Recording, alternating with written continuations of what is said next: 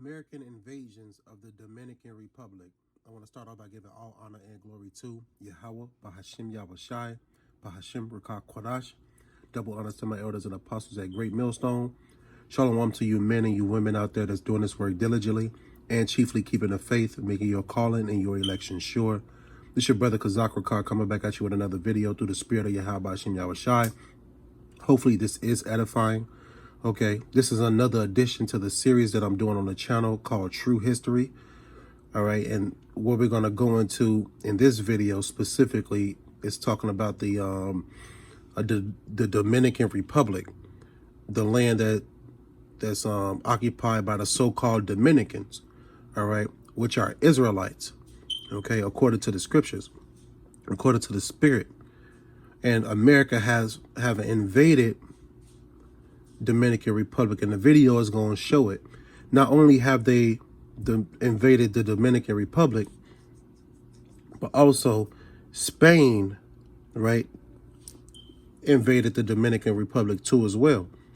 And that's going to go into it too. That's going to go into it as well. Without further ado, let's get into it. This video here. It's called American Invasions of the Dominican Republic.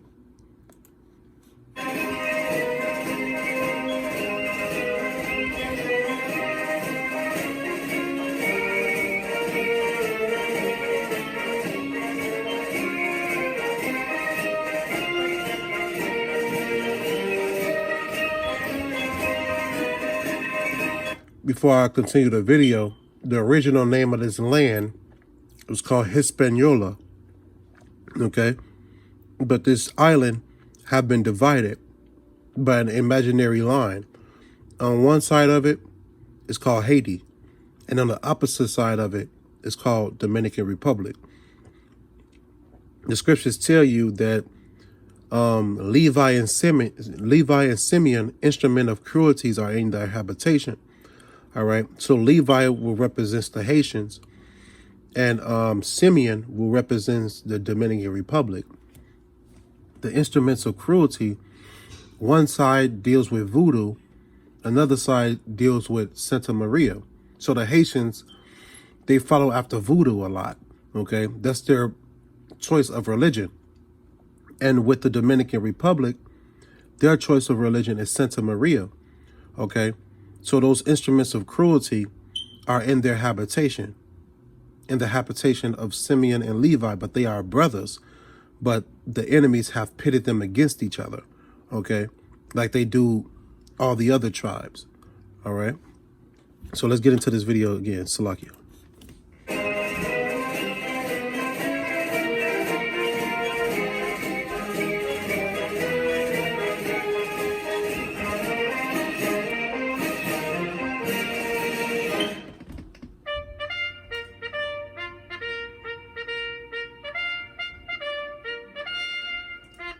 The American empire has always treated its neighbors to the south like colonies.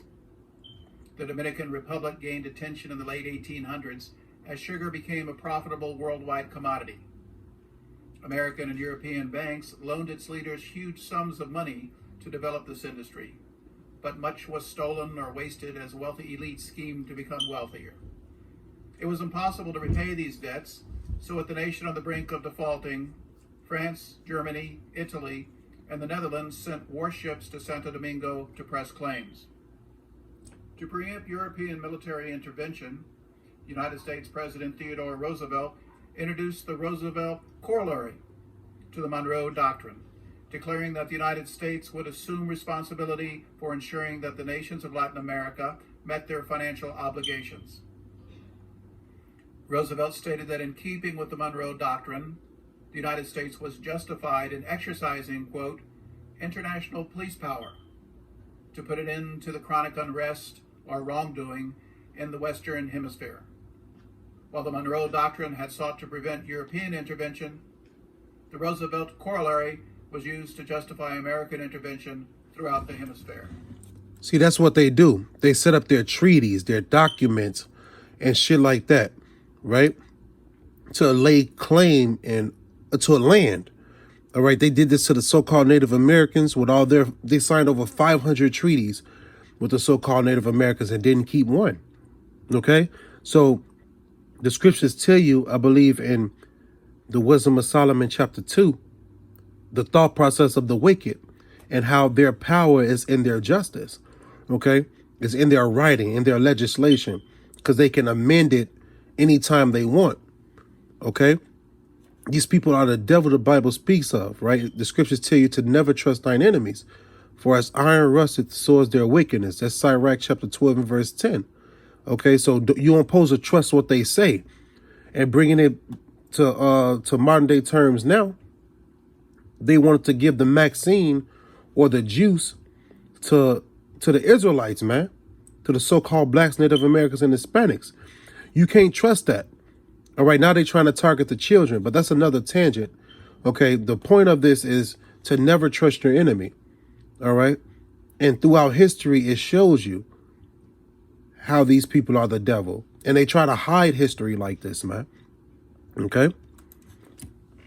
After threatening military intervention, in January 1905, the United States was allowed control the Dominican Republic's customs operation that produced most of the government's income and diverted 55% to pay foreign debts. This led to political infighting and economic instability that hurt profits of foreign investors. In 1914, American President Woodrow Wilson demanded the appointment of an American Director of Public Works and the creation of a new military force commanded by U.S. Army officers. The Dominican Congress rejected these demands. As a result, in May 1916, 1,800 U.S. Marines landed and attacked the small Dominican Army and its militia. Fighting lasted 2 months as hundreds of Dominicans were killed. President Wilson appointed a U.S. Navy admiral as governor, who implemented reforms that improved the nation, while a dozen American sugar companies acquired 81% of sugar estates. Dominicans resented the loss of their sovereignty to foreigners, and strikes and protests caused problems while U.S. Marines battled insurgents. The cost of the ongoing occupation was unpopular in the United States, and 144 Marines had been killed, so American President Warren Harding ordered a withdrawal in 1924. The U.S. military had selected and trained officers for a new Dominican army who ensured American business interests were protected. This led to the military dictatorship of General Rafael Trujillo, who ruled the nation with an iron hand for 31 years. The American CIA was stunned by the 1959 Cuban Revolution. The use of bribery, threats, mass propaganda, and assassinations had been used to control Latin American nations for 30 years, but failed in Cuba. Years of bloody oppression in the Dominican Republic had created a similar political environment with thousands of dissidents. They began organizing forces to overthrow General Trujillo, just as his brutal and corrupt friend, dictator Fulgencio Batista, had been ousted in Cuba. See, pay attention to the words. Anybody that's going against this damn enemy, they try to paint them as the enemy, okay? But know that everybody that's going against this system are right, okay? And everybody that's going with this system are wrong. You have to understand that. The people who are the people who they blackballed and the people who they are assassinating, the people who going against them, going against the regime, are the true soldiers, man. They are the ones who trying to stand up against this damn beast. All right. And so they call them terrorists, or they call them, a good word that they use is terrorists. And that's what they did with the so-called 9/11, right? Created this whole little terror epidemic from that, man, where they can call anybody a terrorist, label anybody a terrorist that's going against the regime, that's going against the order that they want to set forth. Okay, so let's continue on. General Trujillo's human rights record was appalling and criticized by leaders everywhere. The Americans were reluctant to assist him remain in power and even threatened to invade to depose him. Yet his overthrow could lead to a Cuban-style revolutionary government that might seize American sugar estates. As a result, the American CIA organized a coup in 1961 and General Trujillo was assassinated. You see that? So he didn't follow what they wanted. They assassinated him. And then it's going to go on to show you how they put people in office to fulfill their desires, to fulfill their game plan. Okay. Now, the people, after they kill the president, the people who they set up are puppets. All right. They are puppets, and they are bringing forth the agenda of the Edomites. But the Lord is going to stop this, man. And secretly supported Juan Bosch for president. See, they secretly supported this man, Juan Bosch, for president. Okay. He's an insider that was set up to push the beliefs, set up to push the agenda of the damn devil, man. Right? So they invaded the Dominican Republic, took all the sugar from their lands damn near. All right. Controlling their governments, doing all manner of wickedness to the Israelites, man. And the Dominicans are Simeon, according to the scriptures, man, through the Spirit. Honest, popular dissident who had fled. Let me restart this. He was Juan Bosch for president, 1961, and General Trujillo was assassinated. The Americans organized elections and secretly supported Juan Bosch for president. He was an honest, popular dissident who had fled Trujillo's tyranny many years before. Bosch easily won the election in 1962 that ended the threat of a communist revolution. Problems soon arose because American foreign policy promotes democracy while often rejecting the results. Bosch implemented reforms to help the nation's poor by raising taxes and imposing regulations to improve the health and welfare of Dominicans. This upset the Dominican upper class and American business interests. So in 1963, the CIA organized another coup that ousted Bosch and installed General Wesson as military dictator. This led to an armed rebellion by Bosch supporters who seized the nation's capital of Santo Domingo. American President Lyndon Johnson branded Bosch a communist, even though he was democratically elected with the support of the United States. See, that man they put in office didn't carry the tune, didn't sing the same tune that they wanted him to sing. Right? He got into it.